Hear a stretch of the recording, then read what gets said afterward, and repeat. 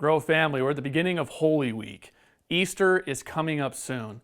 So instead of doing our weekly devotions through the book of Psalms, we're going to be looking at the last week of Jesus' life, leading up to his death on the cross and the resurrection.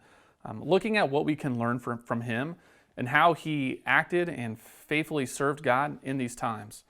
My main passage for Easter weekend is going to be Ephesians chapter 4, 17 through 24.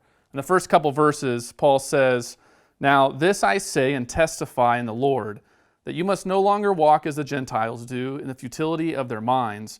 They are darkened in their understanding, alienated from the life of God because of the ignorance that is in them, due to the hardness of their heart.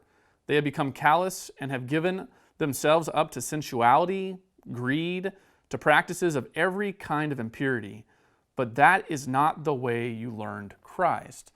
And then he begins to tell the church how they should take off the old and they should put on the new.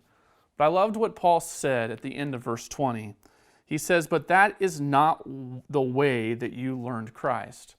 You know, we've all learned from Christ. We've learned how he loves. We've learned how he serves. And we're going to see that demonstrated as he pursues the cross. And as we go through these different devotions, even as we study Ephesians chapter 4 this coming weekend, I hope and I want to encourage you, I want to challenge you to look at what can we learn from Jesus in this time. What can we learn from him from the Lord's Supper? What can we learn from him in being betrayed by Judas? What can we learn from him when he was isolated in the Garden of Gethsemane and he felt all alone? And what can we learn from him that in the hardest times of his life, he still pursued after God the Father and the Father's will for him? He did whatever the Father asked and he was faithful. And as we look back on it now, we can see that God the Father came through for him.